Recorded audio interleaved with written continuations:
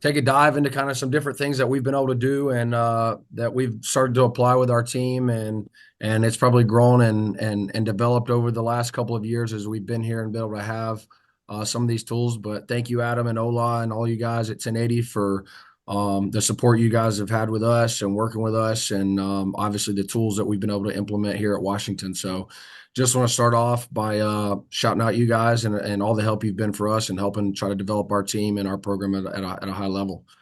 So kind of going into our philosophy on the next slide here, really what we think about is how do we take old school principles that have worked and have been tried, tested, and true through the course of time, but apply some of these new school methods, right? We're in 2026 where technology is kind of taking over and being a huge part of a lot of people's programs. And how can we take our training to the next level? And so basically what we've tried to do is apply our traditional, like the old school principles and traditional plans, whether it be on field, return to play that Ben's going to talk about, or some of our sprint stuff that Coach Mo is going to talk about, and really just ensure that we're doing what we say we're doing, right? If we say we're going to get you stronger, be able to dive into that and say, did we actually get you stronger, right?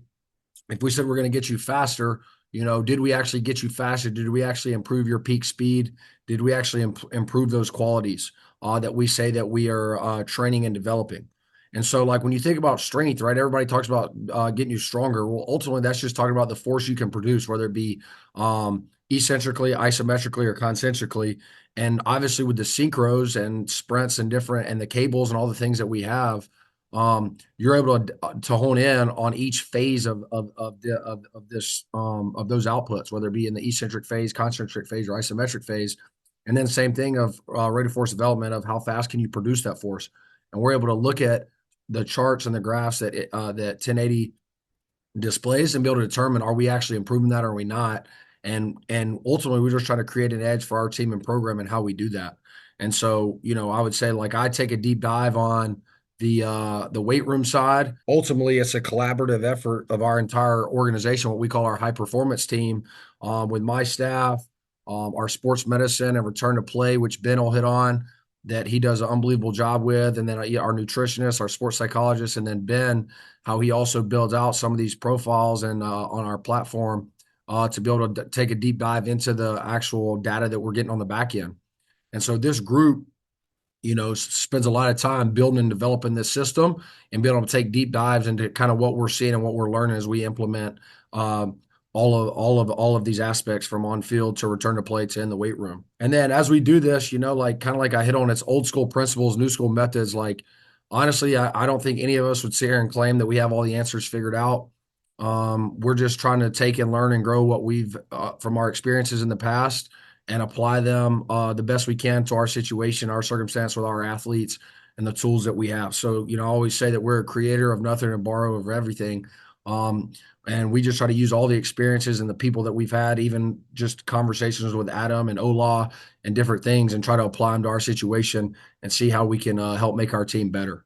So, we'll start off here, and Coach Ben is going to kind of dive into, how he's built out some of these profiling, how we look at them, and then how he applies them in the return to play setting. And then that'll take it to me with some of our weight room stuff, and we'll finish it up with Coach Mo with our on the field stuff.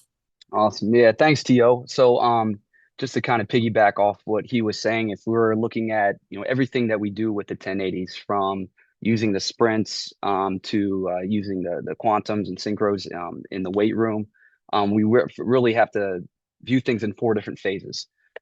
So kind of how we progress through that is we profile, we control, we overload, and then we express. So if you're kind of break down our programming, we're going to spend a couple weeks or look at these as a mesocycle or a microcycle, even like anywhere from like 1 to 3 weeks could each be each phase. So initially, starting off, we kind of we got to understand where we are before we need to can determine where we need to go. So we have to we call it like adjustment loading. All right, we're going to find full range of motion. Can they perform a good rep? All right, and we'll kind of use a back squat as kind of the case in this scenario. I'll use a leg extension for our example for our return to play. But we're looking at the back squat and the synchro. So very first thing, we're going to do a load velocity profile on them. Now, in a big group setting, there's all kinds of little hiccups that can happen with load velocity profiling, especially from a sports science perspective. because of a lot of my job is what I need to do is bring quality to the data. But at the same time, the data and all the information that we're getting should also make us better at our job, right? It should be a continuously evolving thing that really just helps us sharpshoot along the way. So, and I'll kind of go into the load velocity profile a little bit more. Then we need to maybe so control those reps. All right, how do we um, control the range of motion? All right, a perfect rep. Well, what's great about the synchros and the quantums is we can sharpshoot the eccentric load, the concentric load. So the next phase in the control is we're going to add some eccentric, not necessarily overload yet, but we're going to have anywhere from 20 to 40% more eccentric load. So we're really owning those reps, 4 to 5 seconds, up to 6 second, good eccentric reps, full range of motion, kind of working to the catches. Can we own those positions? Can we train the heavy breaks? Then we're really going to get into the eccentric overload. All right. Now we are super maximal. Okay. We're going to put more weight on the bar. We're hitting the overload feature. We are basically putting them in the trash compactor until they hit the arms and doing it with great technique. So we've coached them up to this point. They've been able to control that weight with a little bit more eccentric load.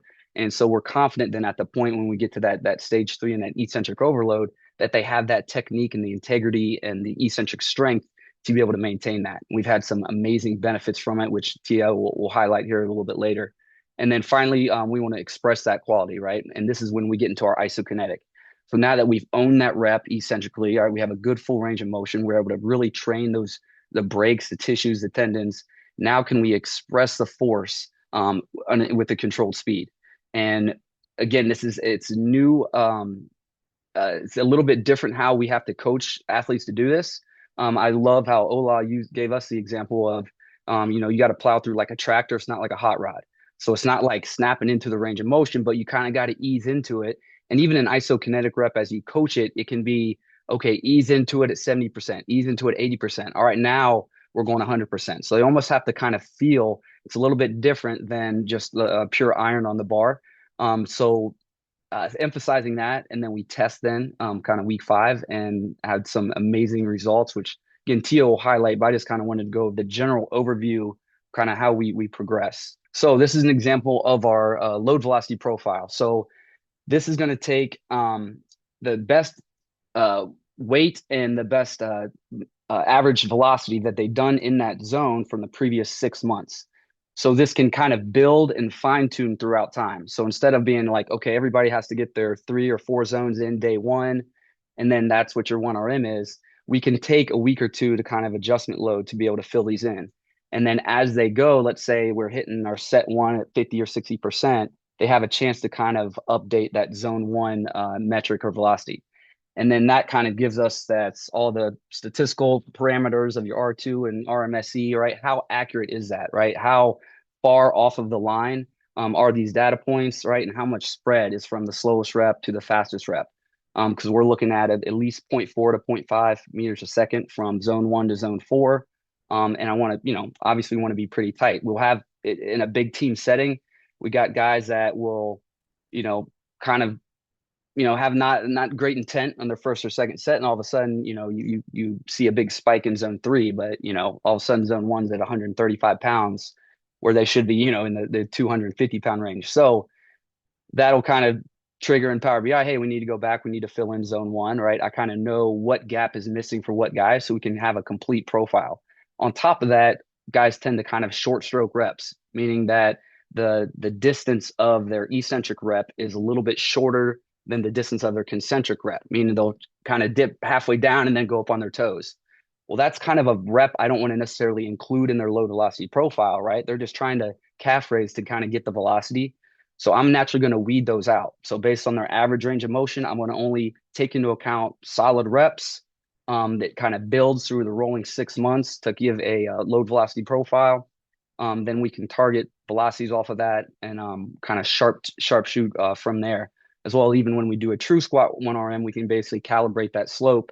So now we're really fine tuning things, and we can see those subtle changes in its velocity for that specific exercise as we're moving forward. Now, this is kind of how we would view the data after a squat session, for example. So now that we have a full load velocity profile, many things you can do with it, right? Obviously, the 1 rep max estimation, I can see just on the velocity and being able to track that, what the average velocity loss was per set. And is that targeting the intended target, right? Are we doing what we said we're going to do? And if we're training power, right, well, he's got a 30% loss in his velocity from his first rep to his last rep. So we're not really training power. So that weight was maybe too heavy. The reps were too many. Whatever it was, we need to kind of fine tune and dial that back in. So it's kind of, are we doing what we say we're doing? On top of that, with the load velocity profile, I can look at what their predicted velocity is. So at a certain weight, based on their slope and all the information we got from that profile, I know within pretty good accuracy what they should be hitting in their average velocity. So then if they are, as long as their intent is good and it's a good range of motion, good technique, they're over or under that, it can be an indication of readiness, right? Either they're ready to go or could be a little bit of neuromuscular fatigue. They're kind of way under a number that they should be hitting. And then as a group, I can look at the percent deviation, right? So what's the average percentage that they're off from their what they actually did according to what their versus what their predicted velocity was. So then that was kind of as a team, right? Now so that was kind of squat. We'll kind of go in, T.O. going a little bit later about the isokinetic, but I did want to touch on a little bit of return to play. So a different little bit of a progression. Obviously, it's a unique scenario. Okay, we're kind of going from more of like a no movement, like an isometrics, to very slow movement and isokinetics, to faster movement and dynamics movements. So a little bit different, but isokinetics are money, right? This is the golden ticket, in my opinion, when it comes to RTP, because you can have safe exposures to high force intents that otherwise you wouldn't be able to do this early in the stage. So fairly early on, we'll start doing isokinetics. So in this scenario here, this was a guy that we had right ACL and lateral meniscus tear, I think at the beginning of November, right? So on the bar graph, this was about 3 months post-op. The most recent, I think, is about close to 6 months post-op. This was our just in his bad leg, right leg seated leg extension, all right, or quad extension, however you want to call it. So the load setting, the ISO, the speed limit was relatively the same. I think we might have gone from 0.3 to 0.25. But what's interesting is at the very first rep, you see the red squiggly line. And this is very common with guys in the ACL injuries. The whole body is like shaking like they're getting electrocuted, right? When that nervous system is kind of getting used to this. So those striations, that's pretty common. And then you start to see it smooth out. And you see kind of how he's progressed along the way. So as those lines go up, that's kind of going up in time. So that next purple line, you see he's got really a little bit better of his average force. He's able to sustain that force longer throughout. And then that next blue line, all right, he had a better peak force, but he kind of like tapered off. He fatigued a little quicker. And then ideally, what we want to get him to is obviously we want to see symmetry, right? Are they symmetrical? And every single time that we do this, we're getting able to give him that feedback and set those targets to be like, hey, this was the right leg best force last time. So now it's not just going through it, right? He's got feedback. He's got some intent and a specific goal in mind to hit. And then the most recent time that we've done that, you've seen the line graph, this goes to 0% asymmetry. I mean, his left and his right side. So his right side is the goal, the gold bar, left side is the purple bar, was beautiful asymmetry. I mean, he's cranking through those things left and right, look great. And again, I get it. This is an isolated exercise, it's a leg extension, but we also showed similar patterns on the biodex, similar patterns when he did a single leg squat, similar patterns we see when he's running and he's marching and stuff on the 1080. So again, all the evidence would suggest that, yeah, he's heading in the right direction.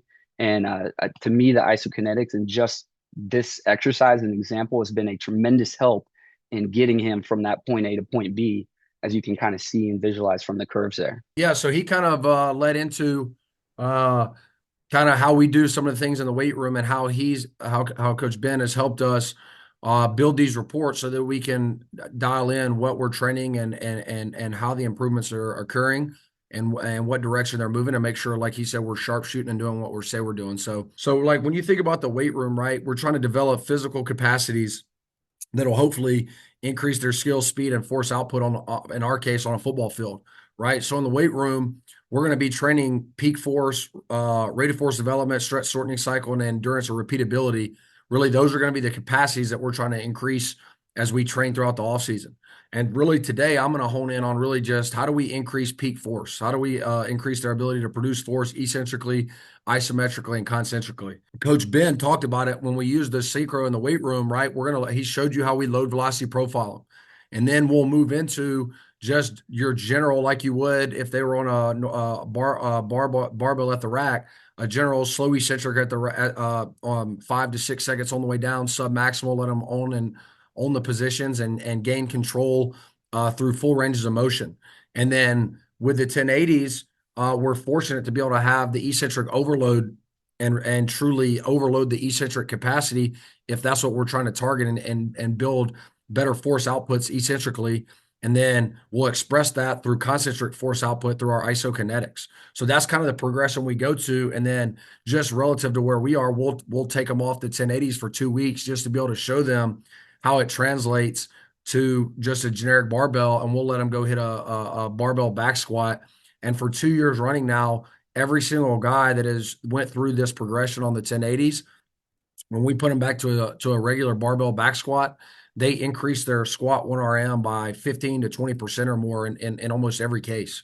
And so we know that this is translating one to a barbell squat, but more importantly, we're seeing it translate to the football field, and we're seeing significant force output improvements. When we start, like the example set up that kind of Ben talked about was like with the 1080s, we're able to set a concentric load at 75 to 85% of their maximum, but then take that eccentric load all the way up to 100, 120%, 150% of their eccentric load. Because we all know that typically your eccentric capacity is 50% greater than your concentric.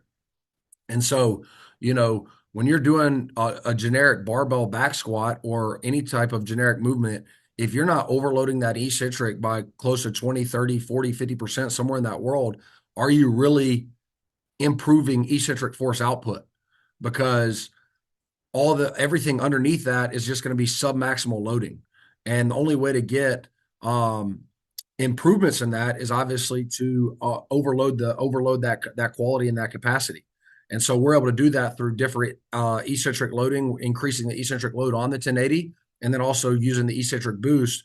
And so it helps build braking strength, tissue tolerance, position control. And we'll take them through, 2 weeks of just greater eccentric load with a submaximal lowering, and then we'll take them into 2 to 3 weeks of eccentric boost at more of a maximal loading in the eccentric phase, and then we'll finish that as we progress into our isokinetics, which I'll spend some time on talking about as well. Here's some examples that we'll click through of guys doing the eccentric.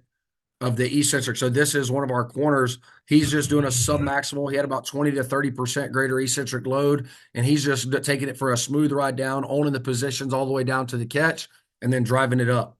Then the two on the right here, these are eccentric boost examples where we're getting a maximal effort eccentric in a team setting where they're fighting as hard as they can to resist that bar from pushing them down. And you see this external load and you might think, oh man, there's only 185 pounds on the bar. Well, with the eccentric boost capacity, it's going to max out the system with as much eccentric load as that they can tolerate, and it's going to push them all the way down to those catches. And so we're getting a high output, as high output as you can get on an eccentric, in a safe manner because we have catches. They're in a squat rack. All right. And it's just going to stop as soon as it hits those catches. And then now on the way up, the concentric load is whatever percent lighter we have it set on the unit. And so when you look at it and you say, are we improving their peak force or their force output eccentrically? We're able to take a look on our graphs after these sessions and be able to see, one, who's our strongest eccentric force output person. So who's the strongest eccentrically, and see where they are. And then from there, track that over the course of time and see, are we actually improving their eccentric strength as we go through these eccentric phases when we're in the early off season. And so we're able to track and identify who is weak eccentrically and where is this going to show up, whether it be in their game, on the field, or whatever.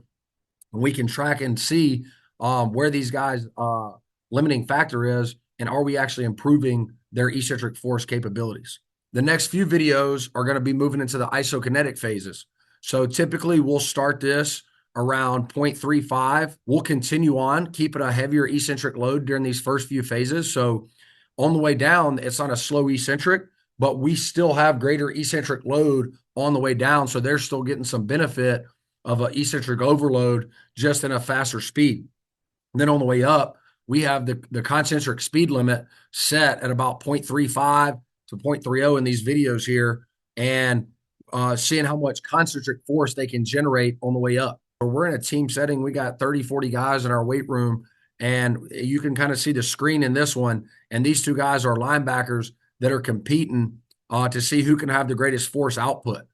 All right. And then as you see these guys go, we're getting high quality force outputs, great ranges of motion, and creating a lot of force output through the squat. And then after he finishes his rep, we'll go to the next screen here and you'll see. So these are 4 different examples of this has been this off season. So January, February, March obviously was our winter off season. January was our eccentric phase. So we really weren't concerned about concentric output. It was more just building the brakes, owning the positions like Ben talked about, and building a great high eccentric base. So this is showing concentric force. So our concentric force wasn't a priority at this time. Then moving into February, concentric force became a huge priority. So as you see here, we hit our highest concentric force through isokinetics, where we went a week at 0.35 meters per second, a week at 0.30 meters per second, and a week at 0.25 meters per second. And we had some of our highest force outputs. And then moving into March, we took the speed limit off, but we still moved a pretty substantial amount of weight, as you can see through the gold line. It was our highest weight lifted, but not necessarily our highest force output. So as we went through that, we started identifying, man, we're not really getting a great, we're not getting the quality that we want, although we're lifting maximal amount of weight. So is it necessary to put that maximal amount of weight if we're not even getting the quality or the capacity that we said that we wanted to train? So then coming into spring ball, we were like, well, how can we safely maintain a high force output without having to load maximally weight on the bar while we're practicing football for 2 hours and 30 minutes, 2 hours and 40 minutes on field? And so we just went through a 3-week phase again throughout the course of spring ball. And what you'll see on these graphs is 4 different guys, either at the same weight or less weight, 20 to 30 pounds less weight, was able to produce the same force or greater in the middle of a football training block, not in a winter training block when you have full control of the lifting and running. And we're able to sustain our force output at lower weight on the bar and lower stress on the nervous system, but still maintain the quality and capacity of work that we were trying to get, that we got during the winter off season, and continue to build through that as we get ready to prepare these guys to go into another training block in the summer, and then ultimately take that into the season. We did this throughout the course of our team from the winter all the way through this spring ball. And as you see here, we've basically been able to sustain the weight that we hit in the off season and the force output that we created in a winter off season when we had control of all the variables, all the running, all the lifting. Now we have minimal time to lift, and we're on the field for almost 2 hours, 30 minutes, 2 hours and 45 minutes. And we're able to maintain and sustain the same force output by most athletes, even better, but as a team, sustain the same force output as we did throughout the winter off season. So I think you can see the value of one going through the eccentric phase and really building that eccentric base and eccentric force output, and then transitioning that into your isokinetic and concentric force output, and how beneficial it is not only in a return to play setting like Ben talked about, but also how we can take that and apply that in a team setting, and how it shows up, and the value of being able to consistently do that and get high force outputs while you're training in season, during when the sport becomes the priority and you're the secondary focus, but still being able to get high quality outputs and not super taxing on the nervous system and not having to put as much load on the bar. So those are some examples of kind of just an example through the back squat of how we've implemented the 1080 synchros in our weight room with our team with over, 35, 40 guys in a weight room setting, and how we've been able to get great outputs and find out, are we doing what we're saying we're doing, and ultimately through those qualities trying to improve peak force eccentrically and concentrically. Mhm. And So one other thing, quick thing, just to add to that, just like during that time, even when we're doing the isokinetics now in this spring ball, what we're able to also add in is a velocity drop set at the end. And so we're still getting that, low volume, high force, high intent, but we can still get some dynamic effort, kind of some normal reps, and we'll kind of target on velocity loss. So if we want to kind of keep them sharp, we'll give them a 10 to 15% velocity drop, or okay, this is the end of a week, maybe. Okay, we can have a little fatigue going on. We'll give them a 20, 25% velocity drop. So now we can kind of fine tune and limit fatigue, but still get some of those dynamic qualities in. And it still kind of helps calibrate our load velocity profile and also gives us an indicator kind of for neuromuscular readiness or fatigue. So all of those things are kind of how we built out, call it our squat program through using the 1080 synchros through all those different phases, and try to hit each capacity and quality that we think are going to help make better football players and better athletes. And then ultimately lead to how we can be better with our speed and our change of direction and our movement capacities and qualities on field, which Coach Mo will talk through how we implement that through our 1080 sprints. Sweet. Appreciate it, Coach. So within utilizing the 1080 sprints from our field standpoint, um, we kind of view it as sprint specific strength training. So within that, we also still do unloaded sprints or plyos, all those different variations within our sprint work. But we'll talk about today how we utilize the 1080 sprint to kind of attack our acceleration days and our max V days. So from a winter standpoint, this is a resistance sprint, our progression, kind of how we followed with our 8 to 10 week winter program here, with our acceleration day being on the beginning of the week and our max V day being on that Thursday throughout the week. And we took it from an approach from, if we're trying to, during the winter, to attack force outputs in the weight room, it needs to marry on the field. So our loading from the first block, that first 3 to 4 weeks, we're in that range of 35 to 50% VDEC. And the beauty that the 1080 sprints allow us to have is we can load velocity profile guys, so they have a specific load that they're running with. And then within that, we can force velocity profile to see where guys are kind of at through that continuum, whether do we need to attack more acceleration with this particular group or this particular athlete, or do we need to attack more max velocity within that? So as we're rolling through and we're attacking these things early on, I'll show you an example later on in the slides. When an incoming freshman or a newcomer comes in within the portal, we normally wait a couple weeks because it's a new stimulus when guys are running on load, especially when you get to the heavier loads from a 50% VDEC standpoint. So we kind of bleed them out where we'll start kind of in that middle zone and kind of getting the use to run under load. And then within that, we'll just use a position average. Position average, Ben does a good job with calculating all of that data for us. And we just give these guys position average until we get to a point to where we feel comfortable to load velocity profile test them. And then so as we roll through that within attacking our force output on our acceleration days, we just bleed it into, and as you can see in that second block, week 5 through 8, we start to tailor off the load. So we start from a heavy resistance at various distances, and then we kind of bleed it out. And then same thing with our max V day, we normally start anywhere from about that 25% VDEC zone, that speed strength, and then we kind of bleed it out to that 25, that 10%. In that second block, we kind of do some variable work, which we like to see great outputs there because it kind of gives you like that slingshot effect or that potentiation effect within the run. And then within that last week, we do a force velocity profile on our guys. And then we just kind of bleed it in within our training. So there's numerous times, like our biggest thing is our competition, like the leaderboards that you guys have came out with has been tremendous. Being able to see how guys pop up the top 3 at the top and how guys like to compete within that, whether we're chasing miles per hour for that session on the max V days, or one thing we started doing on our acceleration days is chasing total time.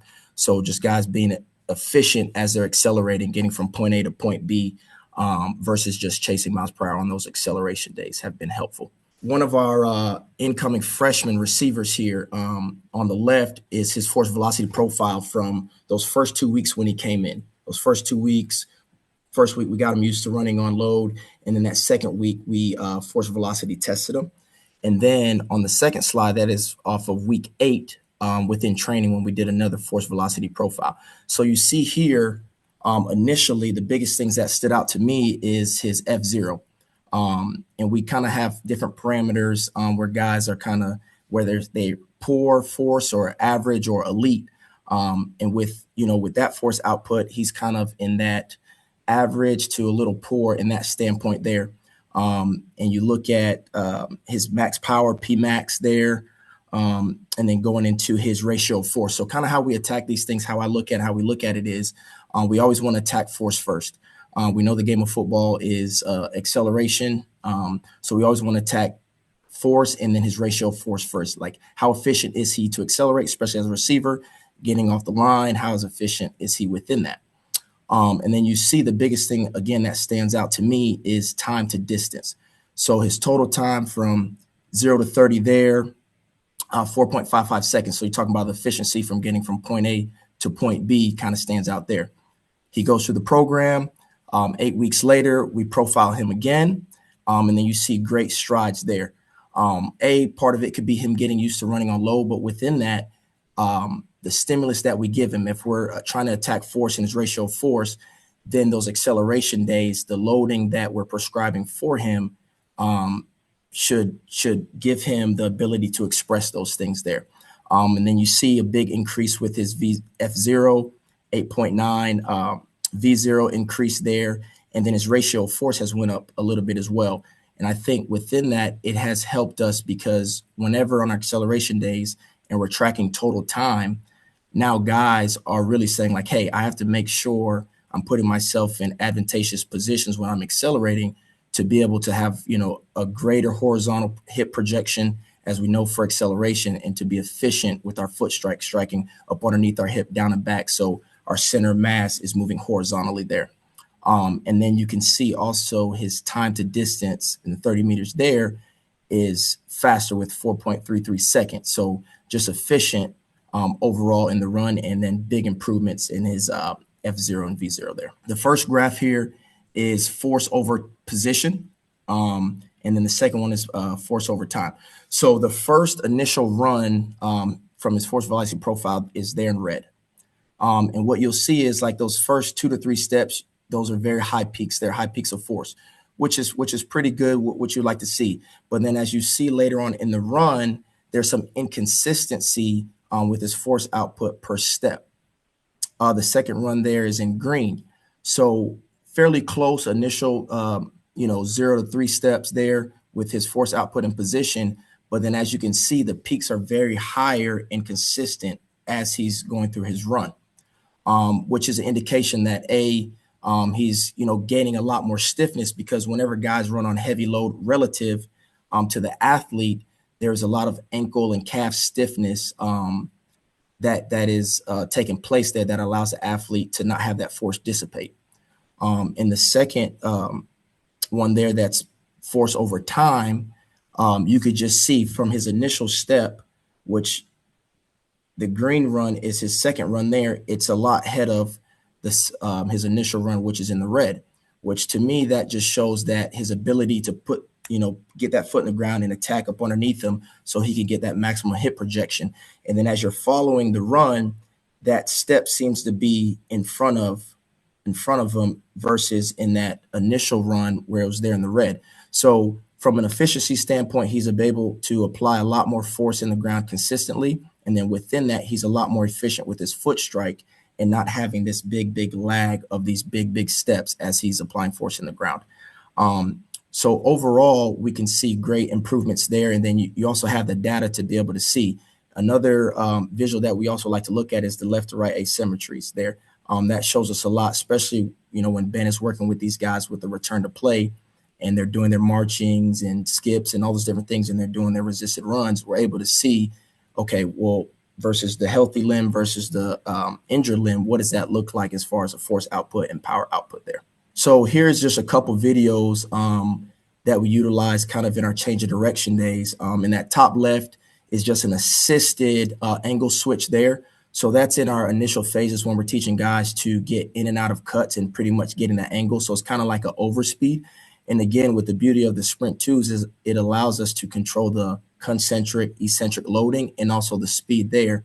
In that second top slide there or video there is now we're going into a full assisted shuffle. And then now he has to get into that angle that we just previously worked on there. So from our parameters there, we normally like to start guys out anywhere from like 3 to 6 kgs, and we kind of work up from there.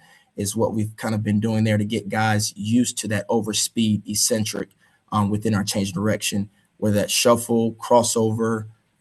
If you see in that top right there, now we're kind of doing a combo. So he's working in shuffle, crossover, assisted, resisted work there, which especially this guy, particular athlete, is a DB. So that's very important for him to be efficient transitioning from shuffle to crossover. The bottom left there is a resisted run double anchor.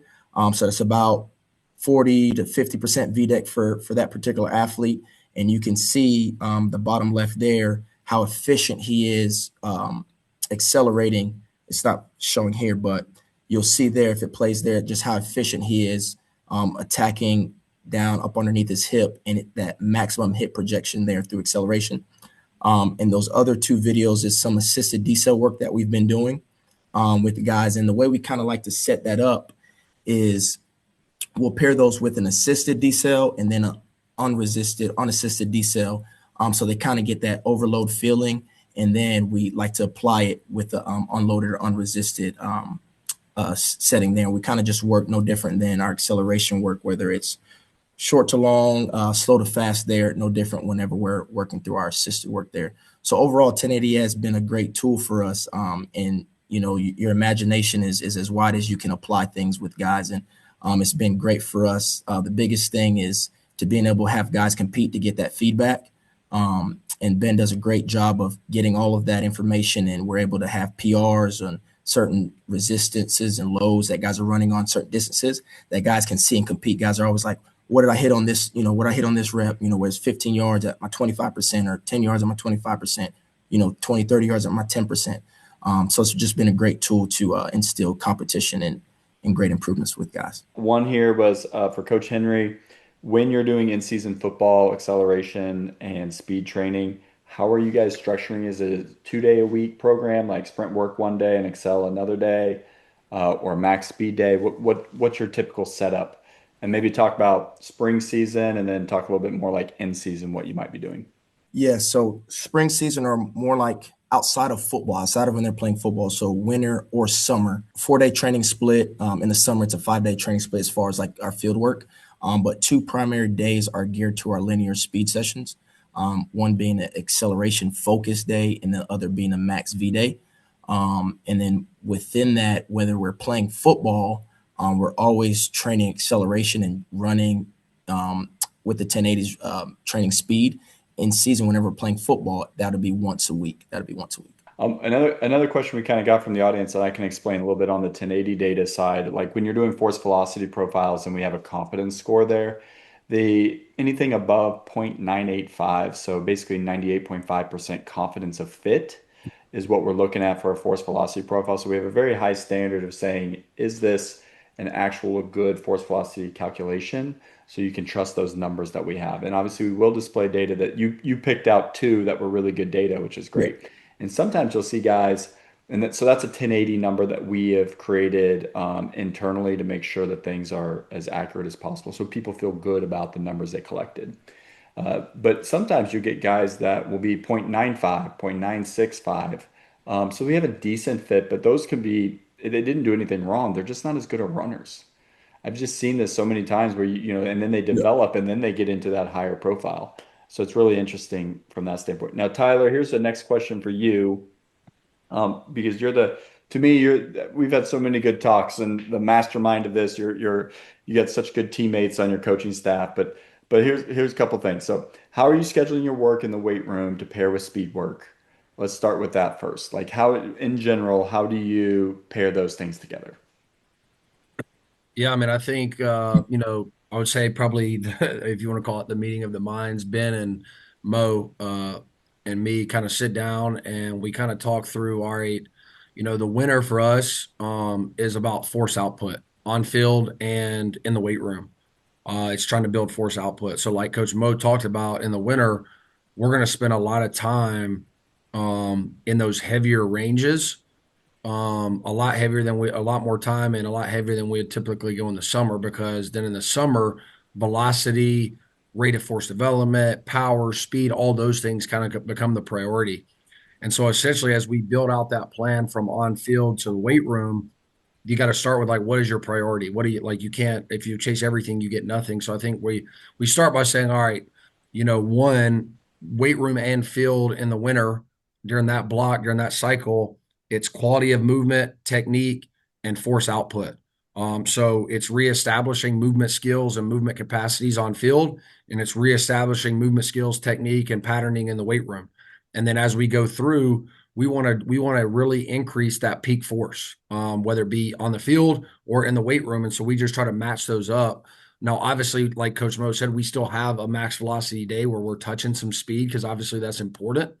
But ultimately, the priority of the winter cycle or the winter block in the weight room and on field is peak force. So kind of what I talked to you about is, or what we talked about just previously is one, we're going to start with building the peak force eccentrically, because that to me is like your foundation, that's your base, and then we'll transition that into our concentric peak force, and then towards the very back end, because we do have to go play football in spring, we'll dose in there a little bit of rate of force work. Peak velocity work, and then it's kind of like on the field, we'll start dosing in like Coach Mo showed you those last couple of weeks.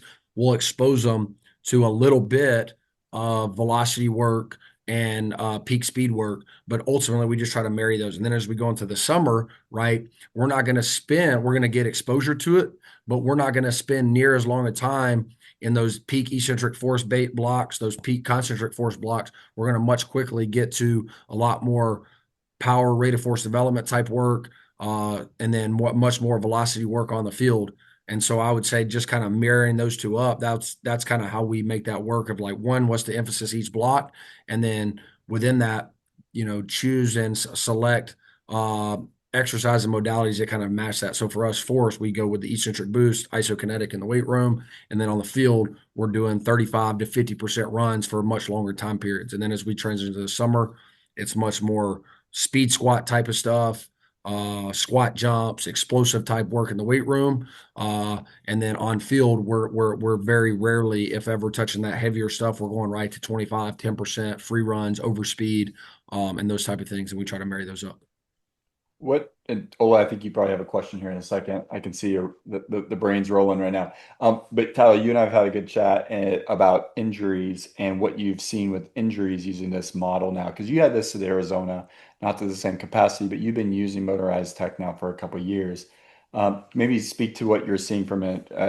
Hey, we all want to have very few injuries, but what are you seeing from a pattern standpoint when you guys are tracking this with your program? Yeah, I mean, obviously, I think the biggest thing is like your eccentrically weak guys. When you take them through that eccentric block, I think like guys that have some of the lowest eccentric force outputs, those are like almost all the time the guys that have some type of injury or some type of thing that consistently pops up on them. And like I know everybody loves to chase, concentric load and concentric force output and heavy weight on the bar. But I think as you just saw in our graph, and like that was the one thing I think me and Ben talked about was like that last phase in March for us, we took the speed limit off, but we took the weight way up. Like they were doing 90, 95% of their 1 RM. And then you look at their force output and it was lower than 80, 75 to 80%, but with a speed limit where they had to generate a lot of force through the ground and through the bar and much higher force outputs concentrically. But even with that, like the highest concentric force output guys, like those aren't the guys that typically stay the healthiest. It's guys that can move really, really well. And then from a loading standpoint, is the guys that are usually have the biggest eccentric base, especially relative to their body mass and position. And just to echo that, I would agree. It's like you're really trying to look like can the brakes match the engine? Mhm. Um, and if not, so we need to train them so that it does. You put the eccentrics before the isokinetics in your programming. right? Right. So you're starting with your eccentric, you get into your eccentric boost. What is the reasoning for doing that?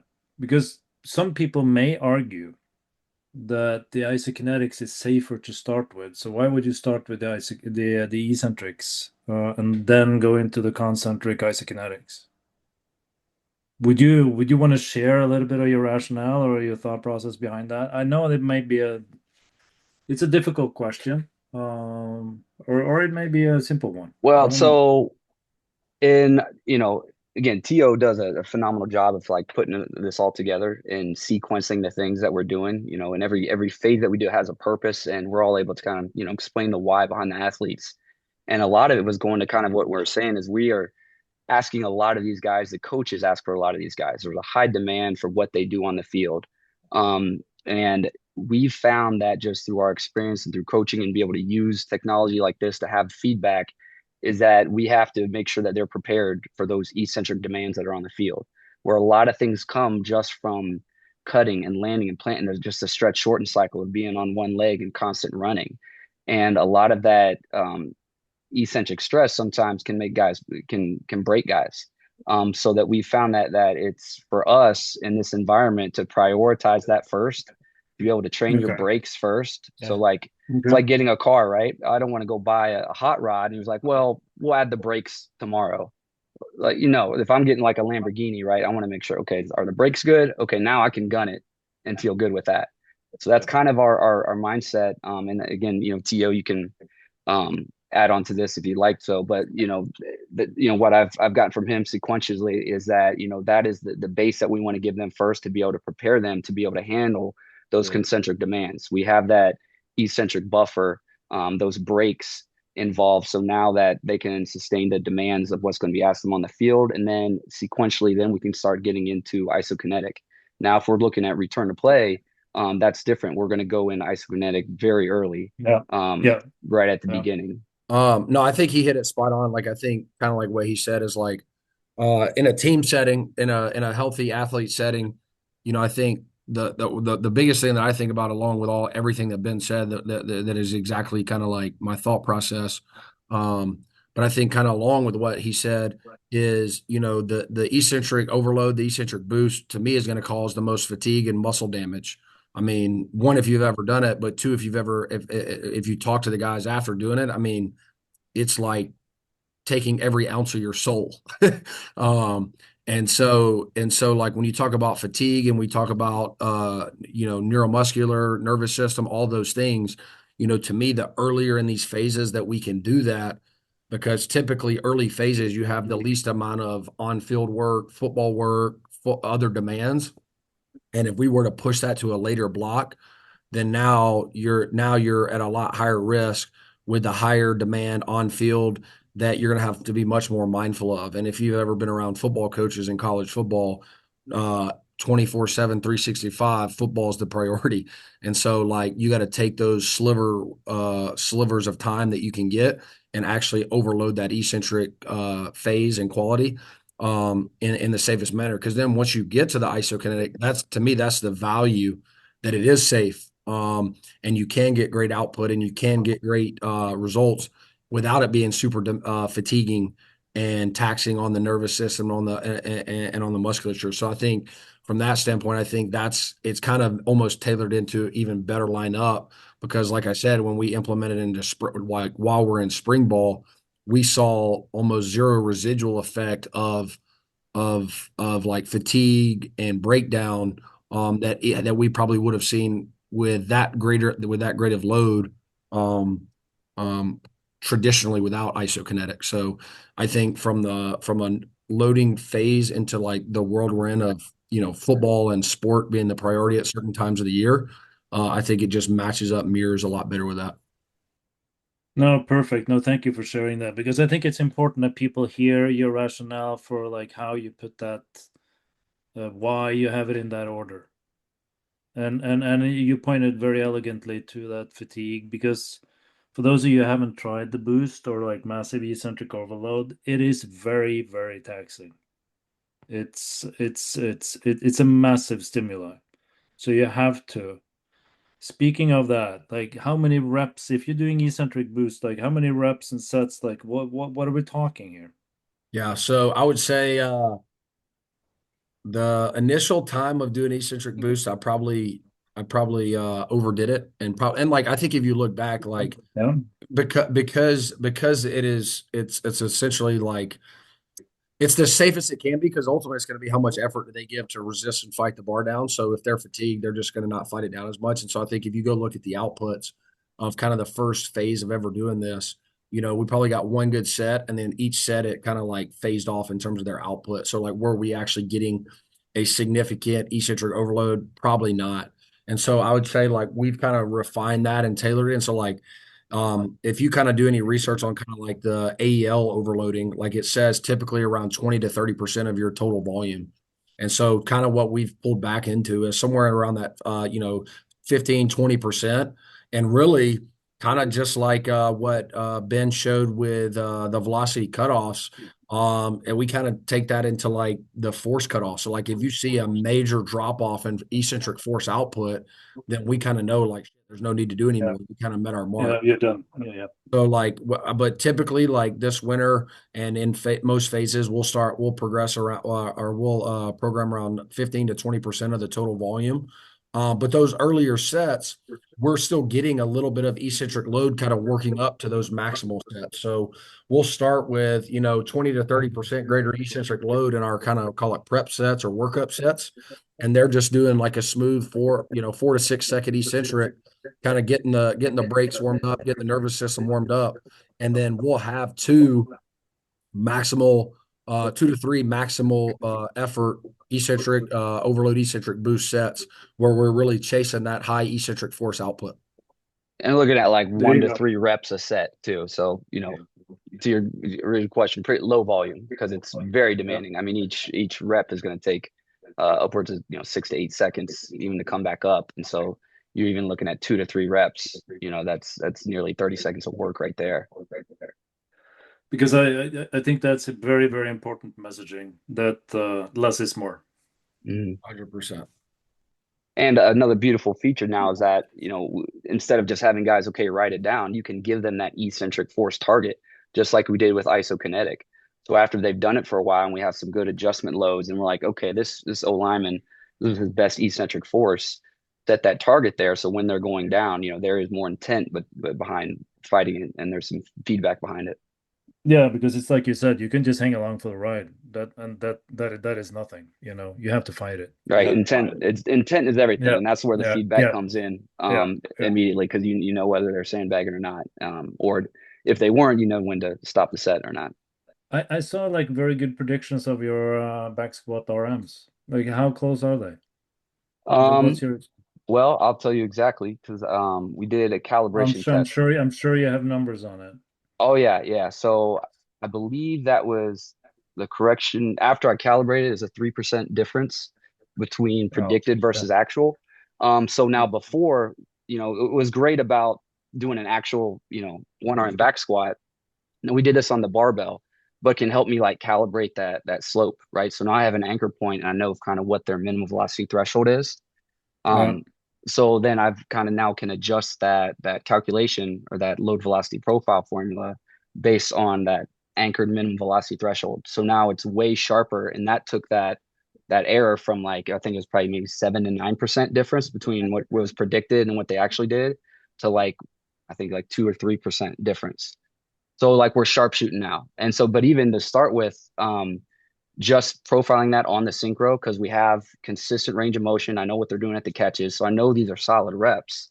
It was we were able to use that a little bit with the back squat as well. But that from what they did on the back squat barbell compared to synchro was still very accurate.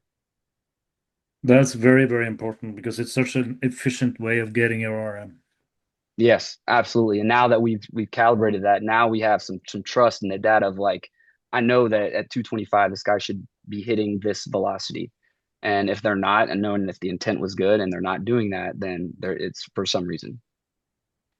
Nice. Love it. Quick hitters for you guys. Number one, what size of groups do you have? So you guys have four synchros. So that means two quantums with the barbell in between. So that's a synchronized system with the Smith. How big of groups are you working with? So people kind of have reference point.